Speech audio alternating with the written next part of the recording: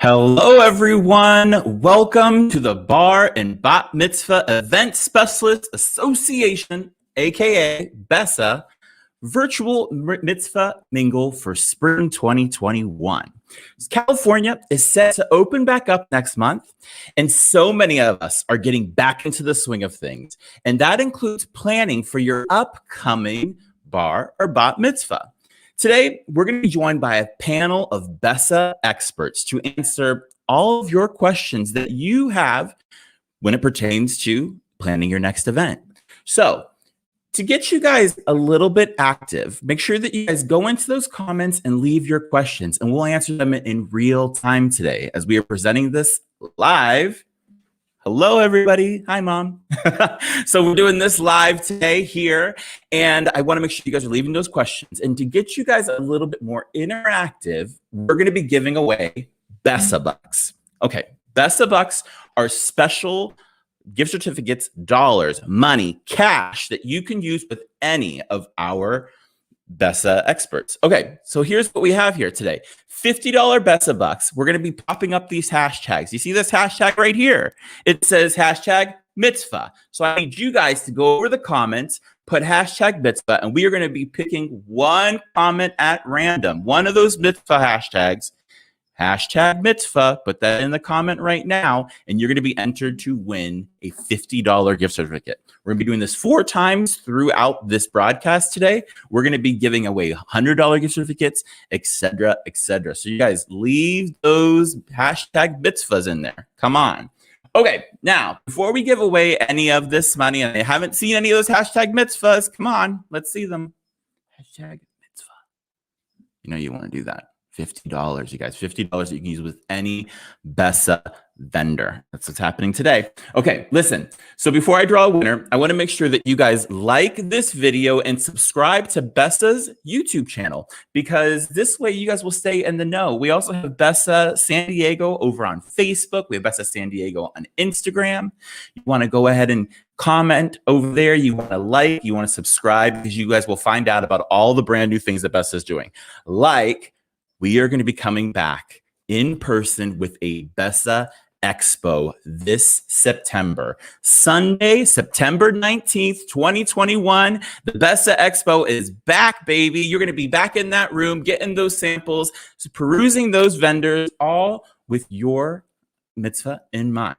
Okay, that's going to be happening at the Hyatt La Jolla Aventine. So I'm seeing hashtag mitzvah end up over there. We're going to be picking somebody at random. Oh, I got two hashtag mitzvahs. Let's see if we can get a couple more in there. Let's get active. Let's make this like a little bit of fun here, you guys.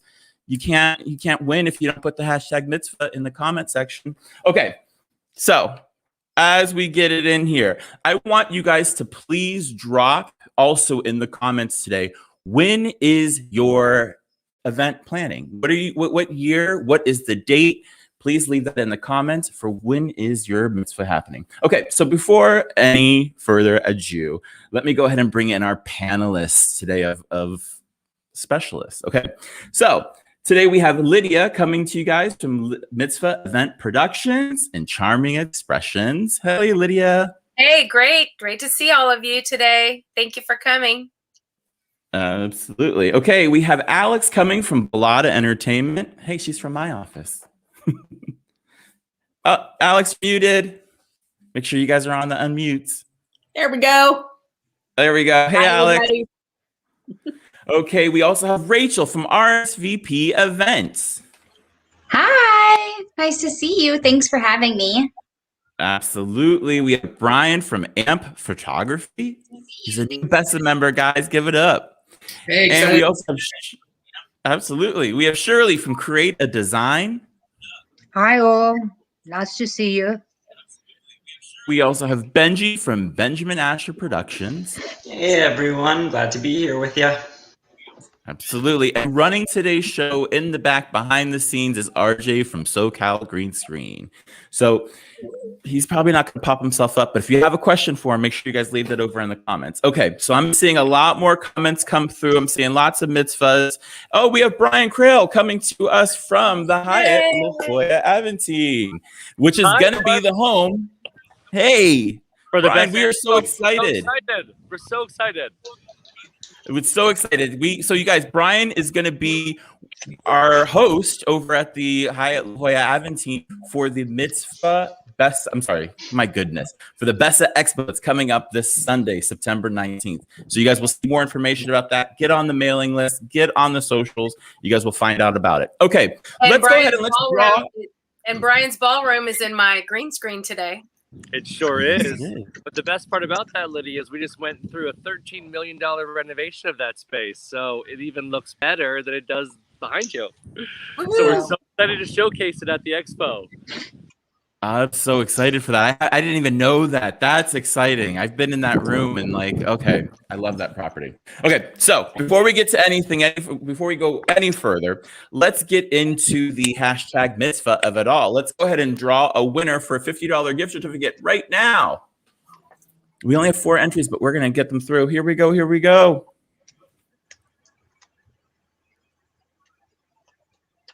When's it going to stop? Oh my God, I'm holding my breath. I should be talking right now through this. There's our winner. It is Stephanie Hemsar. Stephanie, you got 50 BESA bucks coming to you. You're going to get that through the email that you registered for this program today. So you will receive a notification there. You'll receive 50 BESA bucks. From there, you'll take that to any of our vendors within BESA, redeem it there, and it's 50 bucks. It's free. Okay, so we're going to be popping up extra words pretty soon. We will pop up another one. Let's go ahead and do that right now. Let's pop up another word. So then you guys, and we're going to keep on repeating this for a little bit here. Our next word is going to be, here we go. You guys, it's Sunday afternoon. So we're all there. Okay, the next word is going to be hashtag party. So you're going to put hashtag party in the comments. Get yourselves acquainted with the hashtag. Get yourself acquainted with the parties and get yourself another $50. We're giving that away pretty soon. Okay, so our first question that we received, and it's one of the ones that was actually on the BESA invitation for today's event, and it has to do with where to have the event, and that is, do I do an event outdoors or indoors? We're in San Diego, so the weather should be nice. But how do I plan for contingencies? Oh my God, Lydia, can you please answer this question? Should we be outdoors or indoors? Well, I guess that depends on the space you're looking for, the number of guests you have, the kind of party you want. For instance, Brian's venue has outdoor space and indoor space. They have a beautiful room that is now called the La Jolla Ballroom, if that's correct. It was just renamed. And all of the sides open. It's glass.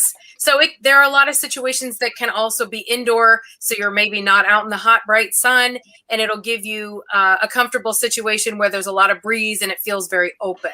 So I've done events in backyards, and I've done events in ballrooms with wide doors that are open, and soon we'll be able to do everything inside as a good option, hopefully after June 15th. Rachel? Absolutely. Now, there? Rachel, yeah, I think you covered it all. I think it also depends on what time of year your event is taking place. San Diego, we have great weather most of the time, but I think when you're in March or April, you have a good chance of possibly rain, or, those December to February months, us San Diegans, our blood is very cold and we don't like being outside. So I think you have to think about your guests and their comfort levels. And now that we're getting through everything and the June 15th date is approaching us, I think you can take a look at all your different options.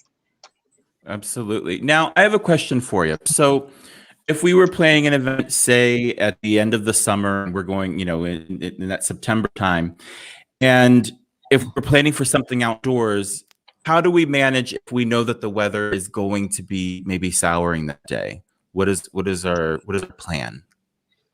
I would say you have to plan to have tents if you're doing an outdoor space, or market umbrellas. For an evening event, I would do market lights. Lighting is the biggest bang for your buck in or outside of a ballroom. If you look at my green screen, you'll see this ballroom lit up. It's pretty boring and beige when it's not lit up. So if you had a tent situation ready to go without sides, it would still be open, but it would make people feel more comfortable and have some good shade. I think having cute blankets made for the event is something that I'm seeing more now with more outdoor events and backyard parties. People are decorating with really cute throw pillows and blankets. having heating lamps. There was even a shortage of heating lamps for a little bit there. But if your guests are comfortable, they're going to stay. If they're uncomfortable, they're going to leave. And I've also used pashminas as a chair wrap. We call it a chair blindfold because we tie them on every other chair in the color of the party. And then the ladies can use it to wrap up when they get chilly or when the sun goes down. That is genius. I love that idea. I've never seen that pashminas in the back of chairs. Like it's like literally turn around, please grab that piece of cloth and wrap it around yourself. And like you're meant to. And if it rains, it works over your head too. Absolutely. Now, I have a question. I'm going to pass this over to Brian real quickly on the photography angle. Is there any time of day that you would want them to set aside for photos if they were going to be doing them outdoors, or is it? How does that work with you? Yeah, we do work with our clients specifically as far as their scheduling, and there's something called the golden hour, which is the hour to 2 hours before sunset is the optimum time for photography. The light's at a lower, the sun's at a lower angle. If you ever notice at high noon, if you stand in the sun, you get shadows in the eye sockets, and that's something we try to avoid. But we can have extra lighting that we add to augment that situation. So really, we're working with our clientele, the families, to see what's best for them. But if we do have flexibility, then I would always say planning to do a good amount of the photos right before sunset is going to be the best during the golden hour. Oh, perfect. So it's a good note there, guys. So just kind of like plan that time with your photographer. Call Brian and talk to him about that golden hour time and how can you fit that into your schedule. And then you're going to want to talk to your event planners like Rachel or Lydia to make sure that, okay, grandma's also on the side and you want them to handle that because, you know, you want to make sure that everybody that needs to be in that picture is ready to go.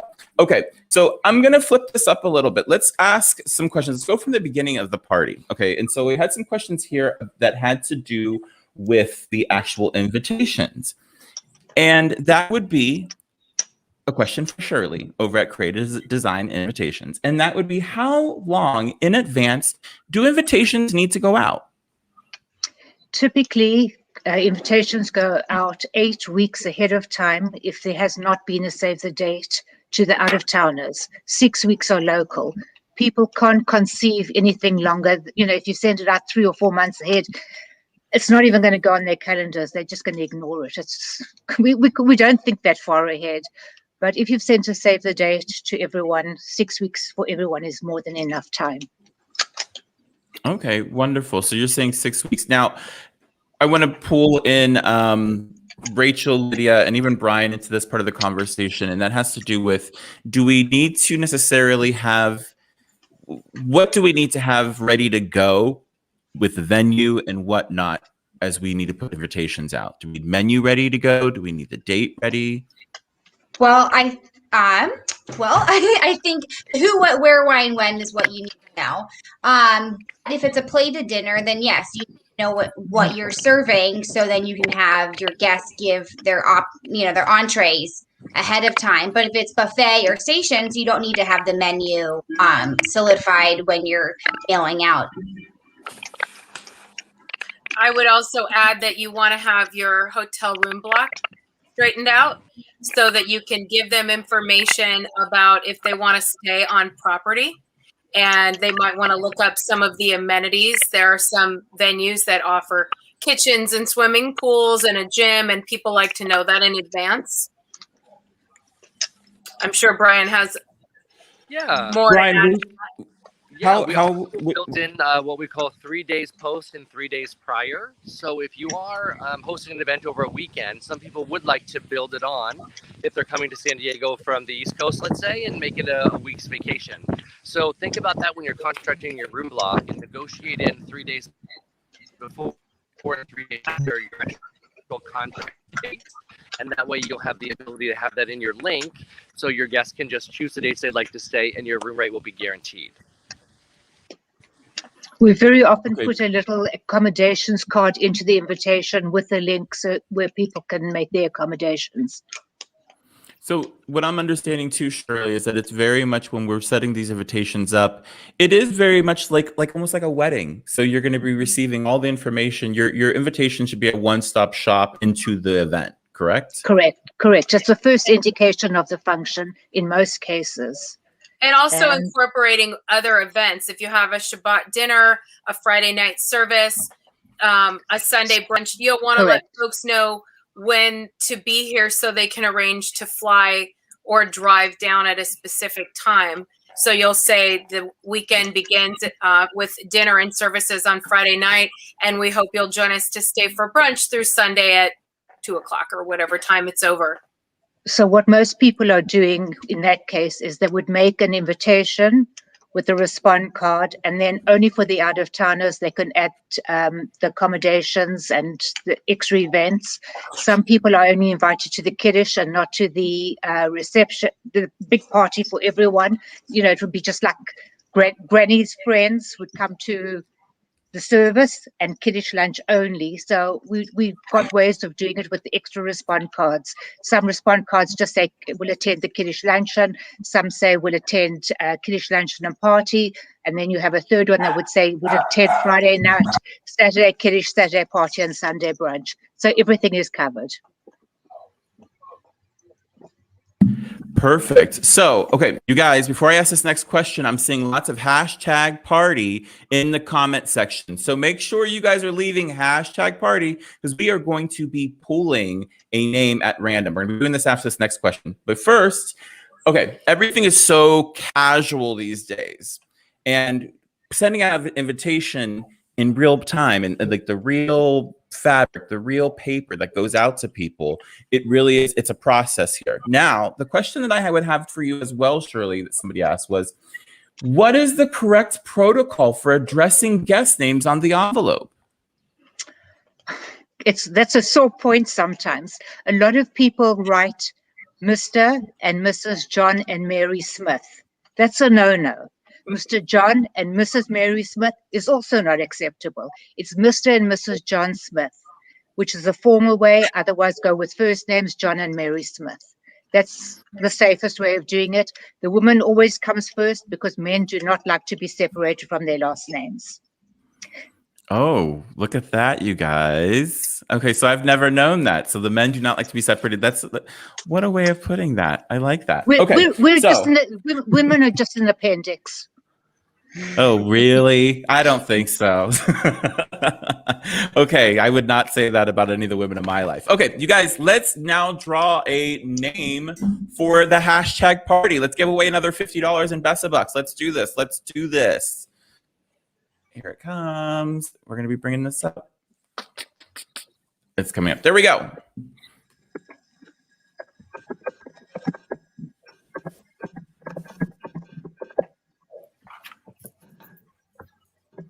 Oh, here we go. Here we go. Here's the names. We got a lot of names this time.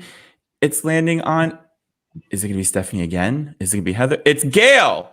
Gail Faber. Gail Faber, congratulations. You have won $50 in BESA bucks. This can be used at any of our BESA vendors. You can get over to besasandiego.org and you guys can check out all of our vendors, call one of them, set up some business, set up a party theme, and you guys have $50 to use towards that, which is amazing. Okay, I just got a DM and it says, it's here actually, it's for you, Shirley. What happens when the wife has kept her name? Mr. John Smith and Mrs. Mary Jones. Okay, so we would put the gentleman before. Correct. In that it doesn't really matter in that case. Okay. I would do the gentleman before. Okay, so and really, I think, yes. I just wanted to add, I get this question often. People say, do I need to invite the rabbi? The answer is always yes. Correct. You want the rabbi to feel comfortable. It's not like you're asking for a gift, but I have had rabbis feel uncomfortable about coming into the Kiddush luncheon because they feel like they weren't included. So please invite the rabbi and their spouse or significant other. That's so important. And don't forget about the tutor and the director of education, anybody who's been instrumental in your child's journey to get to that point. They really love to come and be a part of your celebration. And if I may add, the photographer and the videographer usually want an invitation as well. So count a couple of extras. Okay, so you want to bring a couple people in, make them feel happy, make them feel at home, and it really does make a difference. Okay, I have a couple questions here actually, and I know that Brian. Okay, oh, we have another word. It's going to be for $100 of BESA bucks. It is hashtag Simcha. Hashtag Simcha. If Simcha. you can, Simcha. I'm sorry. Okay. So if you guys leave your hashtag Simcha in the comments right now, you will be entered to win $100 of BESA bucks. Okay, going back over, let's talk to Brian real quickly because I know that he is dealing with an event right now, people. He's this dedicated, and he still came over and wanted to answer a few of your questions. So we got a question here. And what have been the biggest challenges in reopening for larger events at a public space? You know, that's a really great question. And I think a lot of people that are planning events right now are really concerned about what's happening in the venue. And I can tell you at our property, we went through an extensive training, let's call it COVID careful training, in order to reopen the building, putting new protocols in place. And these are things that are going to continue even though June 15th is coming and we're going to reopen kind of San Diego in general. But you should know that the venue has given a list of requirements and policies that they're going to continue, and that could be your wait staff is in masks still, or the back of the house operation is under a little bit more scrutiny, so that things are definitely done in a more clean and COVID careful environment. So it's been a bit of a challenge, but I will say also I think there's something out there about people not getting staff back, and I don't want you to be concerned with larger venues. You hear this in restaurants a little bit, you hear this in some other smaller venues that they can't get their staff back, but most of the larger venues, the staff has been welcomed to the hotel and everyone's excited to be back at work. That's great. So you guys have a really nice staff that's already been involved, that's already has been trained and knows what they're doing. So then now that they have to add on these new protocols, you guys are ready to go, which is really great. Important. Yes. So I'm going to open this up. Oh, just gonna say we did a wedding last night for 250 people. It was one of the weddings that we started, and it was so exciting to see the staff in the hotel and to see people coming in and the excitement just to be in a room again with that many people. So it was very successful, and the confidence is coming back. That's amazing. So like you're hearing it here, you guys, in San Diego, events are coming back. So that leads me to another question here. And I think that we're just opening this up for everybody. And it has to do with do you guys right now over there at the Hyatt have a current number of participants allowed to gather? Yeah. It depends if you're inside or outside. And this is a big concern in California because if you read specifications and what we've been given, there's a vaccination requirement. So you're supposed to have your proof of vaccination, full vaccination, which would mean your 2 shots, as well, or I should say, a negative COVID test that's been taken within 72 hours. However, the confusion is the venue isn't responsible for collecting that data. It really is, the onus falls on the event holder themselves. So that's been a little bit of the confusion that's been out there. So let's say if you indicate to your guests it's a requirement vaccination and or your negative COVID test to attend the event, we're not checking it specifically at the venue. However, if you do, then you can have 150 people maximum indoors, or you can have up to 300 people in an outdoor setting. Lydia mentioned that we have a ballroom that has glass doors that open up. Even though it's a structured ballroom, it's considered outdoor space. So that's allowed us to do a little more larger events in that space. Very cool. So that's really, you're shining a light on really what's allowed, and you guys are doing it right over there. So with that too, is that, do you guys see, like Rachel or Lydia, do you guys see that you guys are waiting until June 15th here in California for what the full open is going to be like, or in what protocols will happen? Yeah, kind of. Go ahead. So we're planning at, moving forward, we're planning to move forward completely how we used to be. I think, like they were saying, buffets probably won't be happening for a little bit, or maybe there'll be an attendant always there to help serve. But for now, we're moving forward with everything. Yeah, that's a great point. If I could just jump in there, just to clarify, I think this is very important.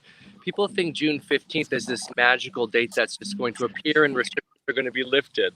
And we really hope most restrictions are lifted, but venues themselves are going to continue through this COVID careful service. So like our buffets, for instance, will be by an attendant.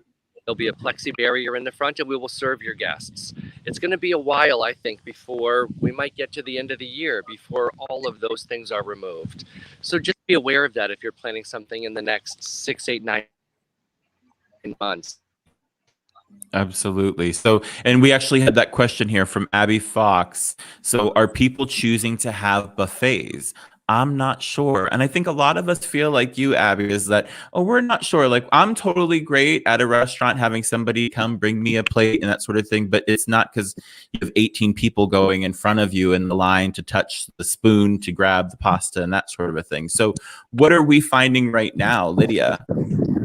I am finding that people are having buffets, especially for the kids, because for a kids event, you definitely want to have a buffet that's deconstructed, because most kids, if you put a salad out, either don't like tomatoes or don't like cheese or whatever. But they are attendants. So like Brian said, there will be somebody you go up and say, I'd like 2 tacos and 1 egg roll. And they serve it to you and they hand it to you so that not everybody is touching it and coming so in close contact with the food that's being served. That's right. And Lydia, I'll just add to that real quick. Another great option is to do things that are individually packaged. Over this last year, there's been a lot of very creative packaging that's been developed. So those packages might be individually done, maybe a little charcuterie that's put together in a clear lid, maybe the tacos, whatever it may be. Then you can display them out without an attendant and people can just come up and help themselves to those individual packages. So that's just another option if you were going to do a reception style or a buffet style service. And Brian, I have a question. I had worked at another hotel recently. For their hors d'oeuvres, they had them pre-plated on a small plate. Is that the way you're doing tray pass as well? We are, but it is covered. So as of right now, even though we're individually plating things, we are serving them covered, whether that is with the plastic film or if that has a little creative lid on the top. We do some things that are kind of cool too. You might have a plate and it has a martini glass upside down. So as we pass them around, the person, as they take the plate, we remove the martini glass and then they have their item. But it's a really cool, creative kind of cover and protection for that little past item. That's cute. That's ingenious. So we're finding ways to actually get back out there and hand people food so then they can get to the whole socializing aspect of an event. And so it's not so, we're getting back to some kind of a new normal, which is great. We're seeing that in there. Okay, friends, I do have an event, and I'm gonna say goodbye now. But thank you so much for having me today. It's been a pleasure, and I look forward to seeing everyone at the BESA Expo. Thank you, Brian, and thank you so much. Thank you. Have a great day. Bye-bye. Absolutely. So you guys, as we go along, make sure you guys are entering hashtag Simcha in the comment section. We are going to be drawing another name. It looks like we're going to be doing that right now. So we're going to be drawing another name. Here we go. Here we go. Hashtag Simcha. Okay, here we go. We got a few more new names in this little roundup right now. And this is going to be landing on one person. This person is going to be getting money to spend at one of our BESA. It's Stephanie Himfart. Stephanie again. Stephanie has $150 to spend. That's cash to spend at any of our BESA vendors. That's pretty amazing. So, and you can combine those, okay, Stephanie? So you don't have to use those at 2 different places. You can use them all with one place. So look in your emails after this event, and you guys will see that information on how to redeem those BESA bucks. Okay, we're going to be putting another question up there pretty soon. But before we do, please make sure you guys are leaving your questions in the comments because you have some event professionals here ready to answer your questions. Okay, I'm going to pose this back over to our photography expert here, for Brian from ABM. So we have another question here. Is it better to hire one company for photography and video or separate companies? What is your thought? I generally say it's better to hire one company. You get more of a cohesive unit, a team working together that knows when they'll be in the back of the shots, the backgrounds, working together. Guys, working together as one team, it's a better flow, I would say. So assuming that you have a company that has different members, that you have a photography team and also a videography team, not one person doing both. That is not a highly productive way to do it. And that's how we do it at our company. We have a dedicated video team as well as dedicated photography. So I would say for a more cohesive, organic flow, one company is the best. And then when you're booking a photography company, we also have the question of how many photographers do I actually need to be there to capture the event? Well, generally I say if there's more than 75 guests, we recommend a second photographer. Less than 75 is very easy to cover logistically by one photographer. There are some exceptions with multiple venues involved, drive time, flow of the events. But generally speaking, if you have to break it down in a real simple fashion, we use the number 75.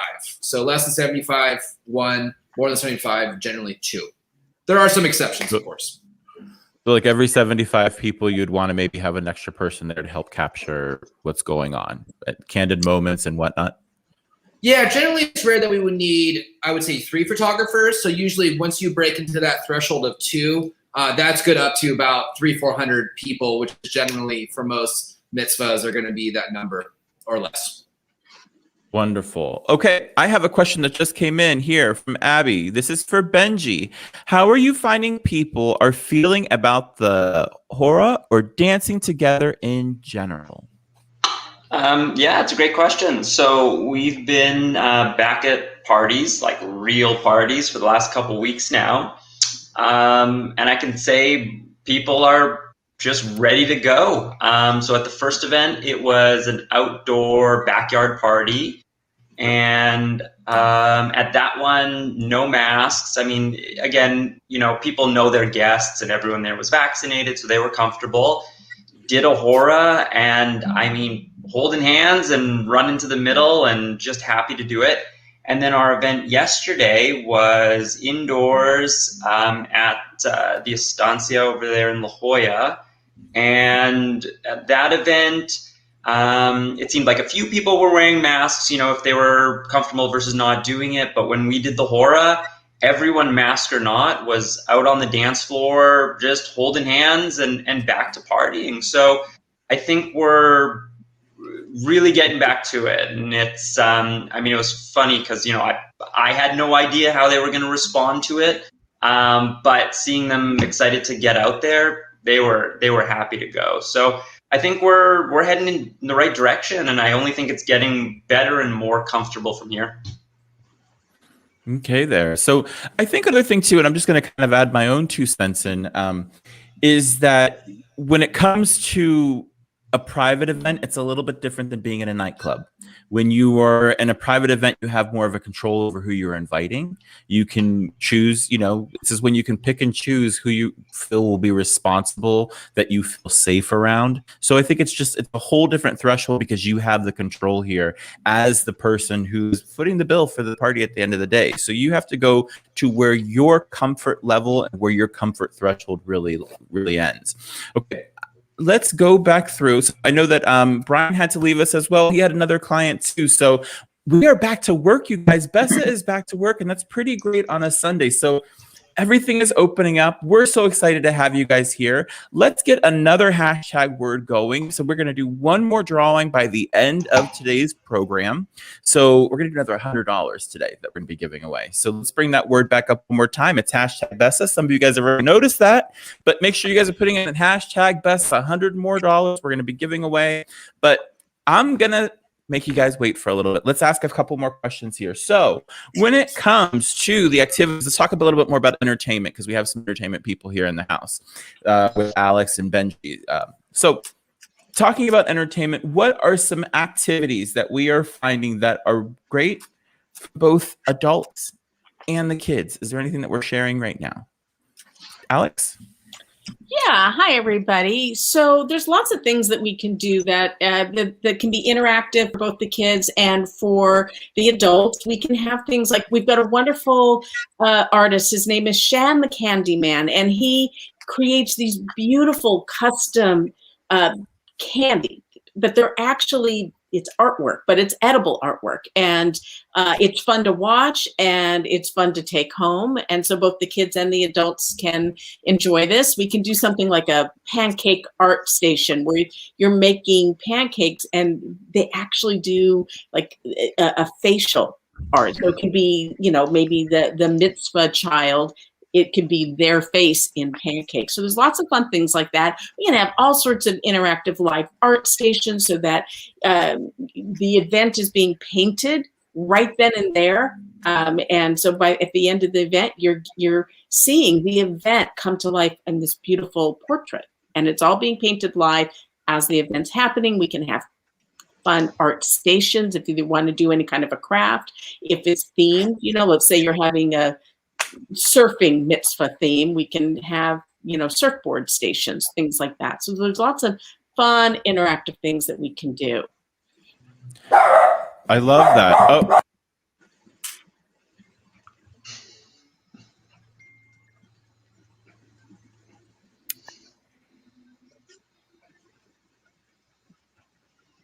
So sorry, guys. I am watching a dog for a friend who's in the hospital, so that's a little snafu. I apologize for you guys. Okay, so we're going to break that right back down. Alex was just mentioning here that some of the things that we can be doing that are hands-on activities, some of these things like the surfboard painting where they have a big surfboard and when you walk in, everybody grabs a paintbrush of their own and they can each contribute and it goes home with the mitzvah kid, that kind of a thing. And then also what we're seeing there too is just the activities that she mentioned here, like the Shane the Candyman and those kind of things. Those are Instagrammable and TikTok kind of moments that these kids are eating up right now because it's something that with the pancake, it's their face. It can be Mickey Mouse, whatever else it is. Benji, what are you finding right now activity wise? Are you seeing anything? I think activities always, I always think fitting them to the party is obviously most important. So if there is a theme, finding some good stuff that fits in with the theme just gives your guests that experience that's nice and cohesive and everything just makes sense and it's something that they really remember. Being a part of BESA, we're lucky enough where we have great vendors like Party Pals and like Bollotta who have these really unique out of the box things that regardless of what theme you pick, and even if you don't pick a theme, they've just got these really great ideas. So just giving your guests an experience, I think that's becoming really, really cool. Obviously, people love the photo booths and things. You can always take a picture home, which is great. Any time you can give your guests something to keep from your party is always great. Especially you don't have to wait in line for an hour to do it. It's quick, it's simple. And then thinking about, again, just that experience, what do you want your guests to really leave your party thinking? So obviously, I want to make sure they're out on the dance floor having fun, playing games and dancing together and all those things. But in those moments where they need a little break or, they want to enjoy the party doing something else, just having those little extras around the party, and you don't need 40 of them, but, 1 or 2 extra little things for people to do really just makes that party flow really nicely and gives them just a great feeling during your event. Absolutely. How important, I'm going to pose this to all of you right now, especially Rachel and Lydia, how important it is to have a DJ that knows the flow of a mitzvah reception? So, and can you give us a little bit of detail about that? I would say that the DJ is the pulse of the party. And it is so important that you not only have a DJ that understands the flow. I've worked with Benji many, many, many times, but the DJ and the planner really work together to make sure that the flow goes well. We don't want the DJ calling up grandpa for the motzi if he's in the restroom. And we want to make sure that if our connection with the kitchen, if the food is ready, then we tell the DJ, okay, kids buffet is ready. When he's ready, he can call them up. You don't just want to have the DJ call out, the food is ready, and the kids run over and then they go, oh wait, the pizza's not done yet. So it's very, very important that you have a DJ that is experienced as well as someone that understands how to call the hora. That's not just having Hava Nagila in your arsenal of music because anybody can look that up. It's about understanding the flow of the hora as well, so you don't have a train wreck. I've been to events. I had a client who hired a club DJ, thought that was so cool. So he played the music and didn't call it out. And it was just like 200 people not understanding which direction to go in and what to do. And it was a complete nightmare. So now, would it be if a kid wants to book a name DJ, somebody that they've seen, wherever, and if the parents have the budget for it, what is your protocol as a event planner? Would you maybe bring in another MC to help kind of push that party and flow? Would you bring in another DJ who isn't necessarily going to be behind the decks, but would just really act as a host for the evening? Is that something that could happen? It could. I think an MC would be a really good option. And that person, a lot of DJs do it that way, where there is somebody spinning music and somebody that is the MC that really understands. And also calling up the family to do the motzi and all of the other ritual things, the candle lighting. There's a lot of, not everybody does a candle lighting, but there are a lot of other rituals that a bar mitzvah familiar DJ would be the best choice to make sure that everything goes well and you have somebody that knows what they're doing.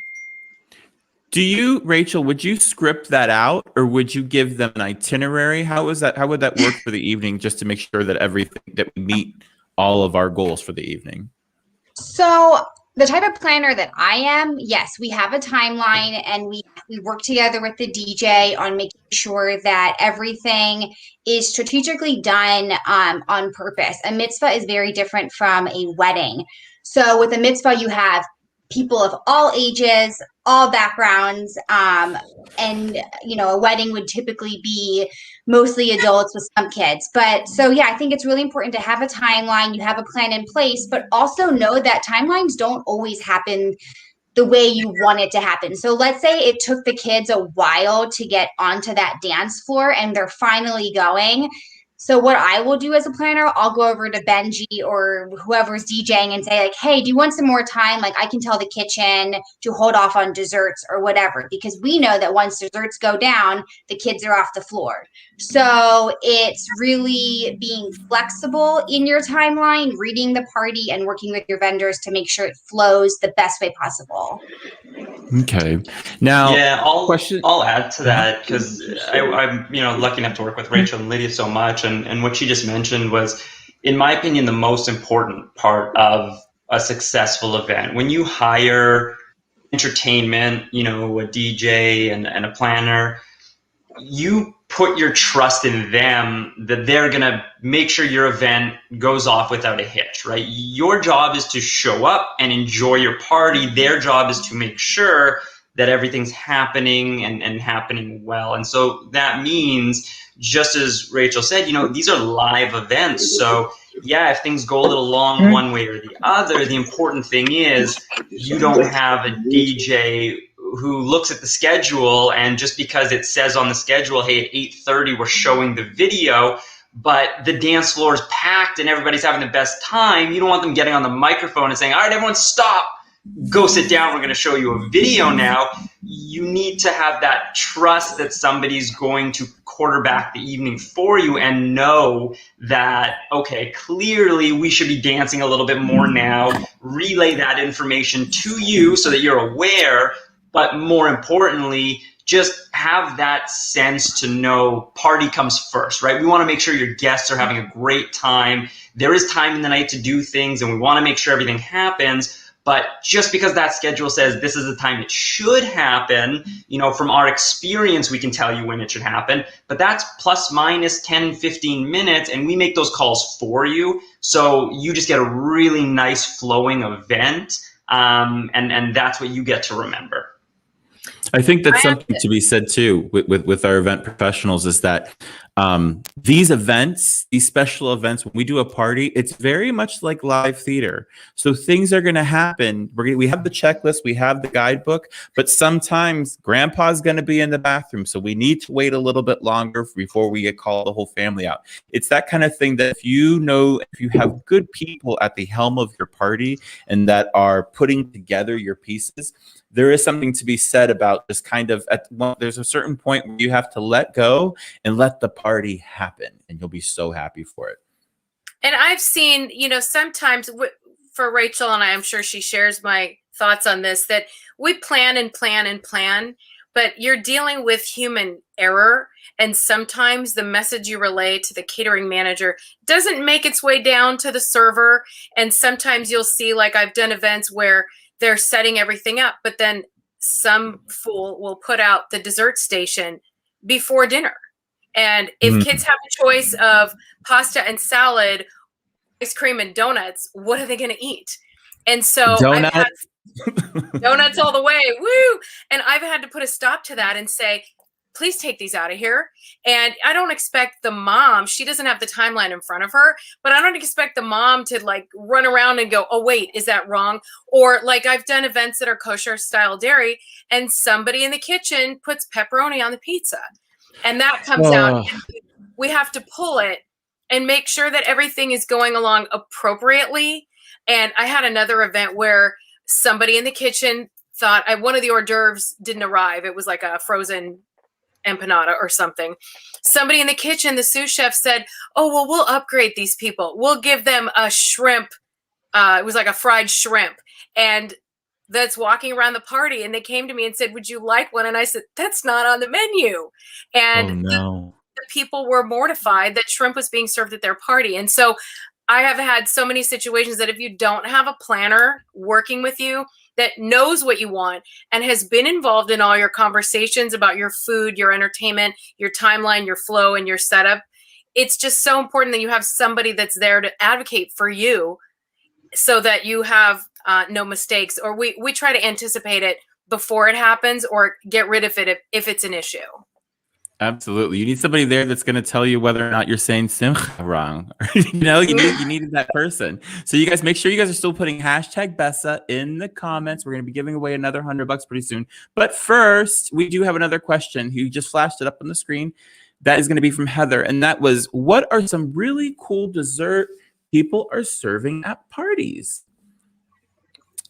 Any new ideas? You want to go first?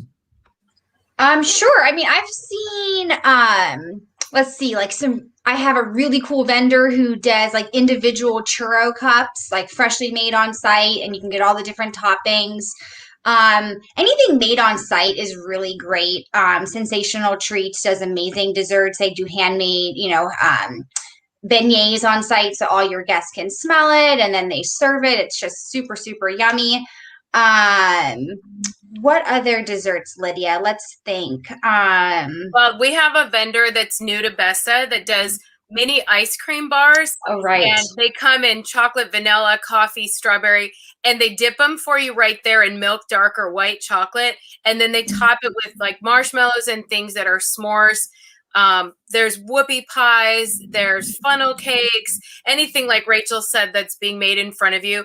I know the hotels always offer a Sunday bar, and sometimes the bar mitzvah actually falls on a child's birthday. So we might want to have a really cool cake or a cupcake station. Gelato Paradiso is also a member of BESA. They make the gelato that morning, and you get to go and do a tasting and pick your flavors. And so I always like to have something cold, like an ice cream treat, and also something that's a pastry item. I think, anything you can do. I mean, what does your kid like? We have an event coming up and she loves Dippin' Dots. So we're having Dippin' Dots come to the party. Or we have a beach party coming up, and what better, dessert is ice cream sandwiches. So we're having Baked Bear come. So really you can do whatever you want. Go with the theme, go with what your kid likes, go with the time of the year. There's fun options out there. And I always tell my clients, when your child goes to the mall, what do they get? Because that research has already been done for us. If your kid goes to the mall and always gets a hot pretzel, bring them to the party. That's the way to go, because who doesn't love to go to a mall and get hot cookies, hot pretzels, hot coffee, some ice cream, all of those things. Like, I feel like that research is done, and it makes it so easy for us to say, when you go out, what do you want to get? Absolutely. And also something too, you guys, make sure you guys check out besasandiego.com, because we have all of these vendors that they've actually been mentioning today that like Baked Bear, they're part of our group. And so make sure that you guys check in there, because the people that we're associated really are masters in this event field. And so what's great about it too is that they know how to handle an event crowd, not just a cash and go kind of a crowd. So, which is sometimes, it's very beneficial to you. So another question that we have here, wait, one more time, you guys, put those hashtag BESAs over in the comments. We are going to be pulling another name in about 3 minutes. So hashtag BESA, put it in the comments. We have another $100 to give away. And if you guys want to leave one more question over in the comments, please do that now before we wrap up for the day. So another question that we did have over here that had to do with themes. And so somebody asked whether or not they should choose, does the theme come first or does the venue come first? Which one? No, that's a good question. I mean, I think okay, like Lydia, your kids, you had a theme like picked out for many, many years. Some people have a theme picked out for many, many years, so it can lead to venue options. But I would say a lot of times the venue comes first, and then you can create that theme at the venue. But it's like the chicken or the egg, I guess. I think for me, like Rachel mentioned, for my own kids, we had an ice cream parlor theme, and I had kind of dreamed about that for years, but it's probably because I'm in this business and I think about those things when my kids are 3. But the venue can depict the theme. Somebody might have something that is more of like a farm to table kind of venue where they might consider doing a camping theme or something a little more nature related. In a ballroom space, you can do anything, especially bringing in somebody like Backdrop's Beautiful. They're a member. You can make any environment look like something else. And there's just so many opportunities. But I typically suggest to the parents to not just drive the theme until you're about 4 to 6 months out. Because if, let's say, the child wants a beach theme and they're 2 years out when they hire me, which happens often. And then, I had a mom one time that said, oh, it's got to be soccer. And then 2 months before the bar mitzvah, after she had everything planned and paid for, her son was like, oh, I don't want that. And so I feel like kids grow and mature and they change. When they hire me, the child might be in 5th grade. It's a big difference from 5th grade to 7th grade. And like, let's say they chose a beach theme and then they go to 3 or 4 other parties that are also beach themes. They may say, well, I kind of want something a little different. And so I always say, let's just keep it on the table, make your list, let's think about it. And then when you hit that 6-month mark, we're going to commit to it. And then we're going to say, we're not going to change it again. So. Absolutely. So we had another question here that came in. Any suggestions on how to find a warehouse industrial venue that could be rented out for a party? How many people? Because we got lots in San Diego. Actually, I would say what's really cool about San Diego recently is a bunch of event centers are opening up. I would say prior to this, I was very East Coast. But now there are quite a few warehouses or warehouse vibes. East Village has quite a few. I think 808 is a new venue that you can check out. Brick, San Diego is a warehouse industrial venue. A lot of are pretty much blank slates that can accommodate 200-300 people, and then you bring in everything. There's a few popping up in San Diego now. There's also some really cool nightclubs. I've done events at Park and Lair and Basement, and that gives you some kind of an industrial feel, but also a little bit of a club feel too. And in that respect, you'd probably serve. You have banquettes and belly bars, and it's not really a plated dinner kind of a place. Mm-hmm. Gail mentioned that she has 100 guests at this. That's what Gail just mentioned. Check out the loft. Deck 655. Deck 655. Yeah, wonderful venue. Oh, Carmel Valley. Carmel Valley, not so many. There's more downtown. More downtown, yeah. If you get over towards that downtown, a little bit more metro area, you're going to find a little bit more of those bigger spaces that are kind of been cleared out and ready to accommodate a party, especially they're old brick buildings. And with restrooms. That's another part of it, is that you want a good brick building, but that has good restrooms for your people to use. So that's something. Okay, we have another question here. What are some good activities to do, for example, at a beach or a lake? Lawn games are great. I think kids and adults love lawn games. You can do the, cornhole and design it with your logo on it. You can do the Jenga, Connect Four, any kind of sports are fine for a beach or a lake. And you can even bring in somebody like a DJ that can play those games. You can do hula hoop contests and three-legged race. And I just want to throw something in there for Jenga. I've done it where it's also a sign-in where you get the giant Jenga on Amazon and put some Sharpies out and have everybody write a message to the bar bat mitzvah child on a brick. And then you have that set to take home. And that's pretty special. Oh, that's We've great. Done a few beach ones. So everything they said, fantastic. All those games, really just drive home the fun beach kind of stuff, limbo, hula hoops, all that fun stuff. One thing to consider though is depending obviously on what beach, if you're just, at a house on a beach that has just a beach area, if you're just like beach, keep in mind 13-year-olds will explore. And so define the area in which you want them to stay. And in some cases, like, we do vents down at the powerhouse, and they have security guards because once those kids get on the beach and they're with no longer within earshot, they are gone. And I was 13 once going to bar and bat mitzvahs, so I get it. When there are places to explore, you go exploring. So just something to consider. Define your space when you're doing a beach or a lake or something like that.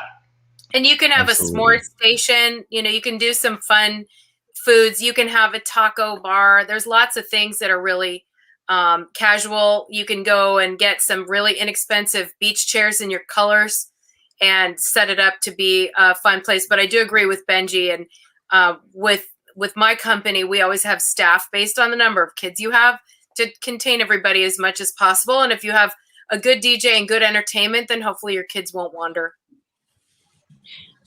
I'd like to add something too. You can also hire themed performers. So whatever your theme is, we get performers out there dressed in that theme, and they can help usher your guests from one station to the next, from one activity to the next. So something that's fun and interactive and helping to create that flow as well. And you can also bring in people like we have Magic Mike, who is a member of BESA. He's kind of a strolling sleight of hand vendor that comes in for an hour and a half. That's great. He's amazing with the adults too. And Party Pals is also a member of BESA, and they can help you with all different kinds of games. If you want to do like a surf simulator, they would bring in a generator, and you have the surf simulator that it's manipulating the board and the kids fall off on the blow up part. There are a lot of really awesome games that you can do to go along with your theme that aren't really related to playing and making a sandcastle. I think I was looking, we have a couple other, sorry, I didn't want to, Dangilo, I don't want to take your spot. I was just looking at some of the questions coming up and I wanted to answer them. Mm-hmm. Go for it. Yeah. What are some entertainment ideas besides a magician or dancer for the crowd besides a DJ? Yeah, Lydia was touching on them. Another really great vendor is Funky Four. Like they'll do hair and makeup, like really fun, and tattoos for everyone. And that really goes for the kids and the adults. It's another super fun, interactive station. And sometimes airbrush is a really great one. We have, if it's a beach themed event, we've done airbrush towels.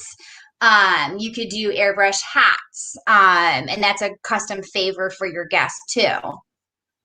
Absolutely. And you can even do like video games. Like you can do like the virtual reality kind of games. Like we have those kind of access to those kind of things.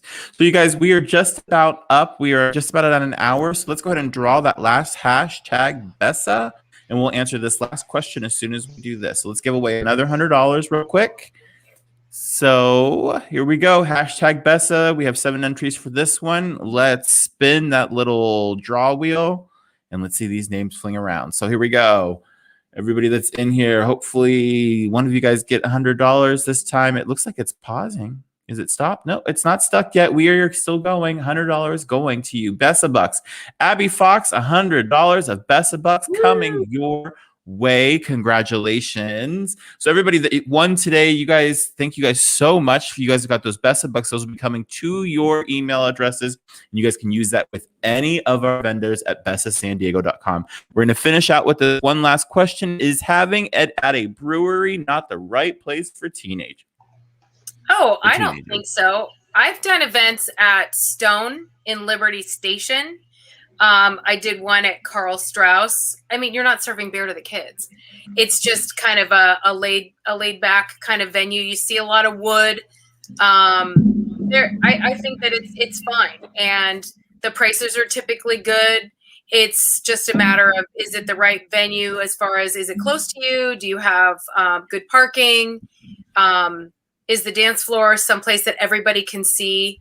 Where some of the restaurants have the dance floor like way over in the corner, and then there's booths or banquettes that are built in.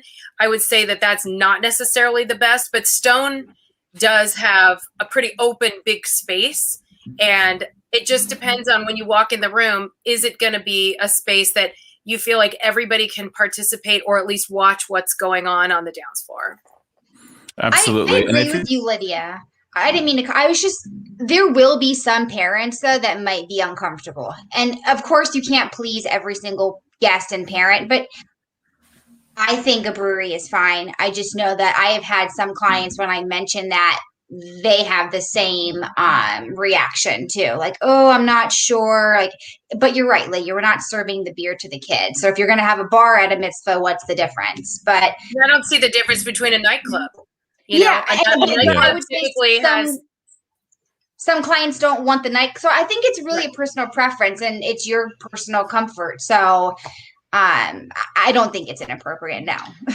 I think too, it goes. Oh, sorry, I was just going to say, Benji. I've done a few at Stone Brewery, and honestly, they were some of the best party, like location-wise. I thought it was one of the best spaces to do a party. It was really cool. They have a great indoor-outdoor space, which is always nice. Especially now, it's a great space where the kids partied. The adults sort of had that reprieve where they could go inside, grab a beer. Mind you, they were they love beer kind of family, so it fit really well for them. But it was just a really, really cool, casual space that just screamed great party. And I always put out. Sorry. Yeah.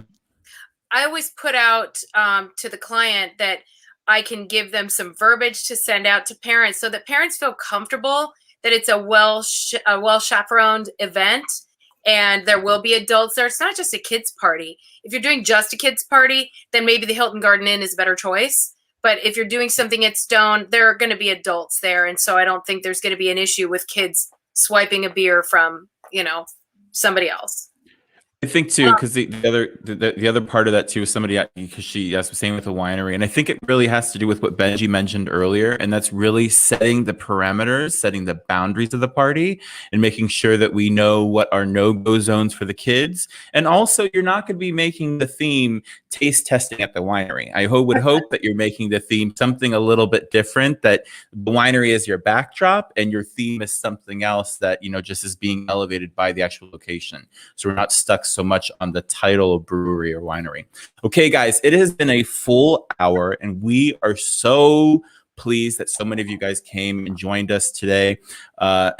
Congratulations to everybody who won BESA Bucks. I do want to remind you one more time to make sure you guys like this video on YouTube, subscribe to the BESA channel. You guys will find out all kinds of information as we put it back out there. Also, make sure that you guys find BESA on Facebook. You guys are going to see this in the scroll down below. You guys will see BESA on Facebook at BESA San Diego. You guys will find us on Twitter and Instagram. That's your one place that you guys can get connected, find out about new products, find out about new things that we are doing with BESA that are benefiting you, our community, and that we want to make sure that you guys are in the know, so you guys have the most information you guys can when you guys are making a decision for one of the biggest days of your child's life. So again, we thank you guys all so much for joining us today. Make sure that you guys also keep an eye out. We are going to be back in the room together. We want to see you possibly rub elbows, maybe shake hands. We're not sure yet. We're not sure what the reservations beyond that. So whatever you're comfortable with, but we want to see you guys in the room. That's going to be Sunday, September 19th, 2021 at the Hyatt La Jolla Aventine. So thank you guys so much. I'm Dangilo from Bollotta Entertainment. We've had our panel today. It has been whittled down because people had to go and address their clients today. And thank you guys so much. This has been another BESA San Diego Mitzvah Mingle. Thanks so much.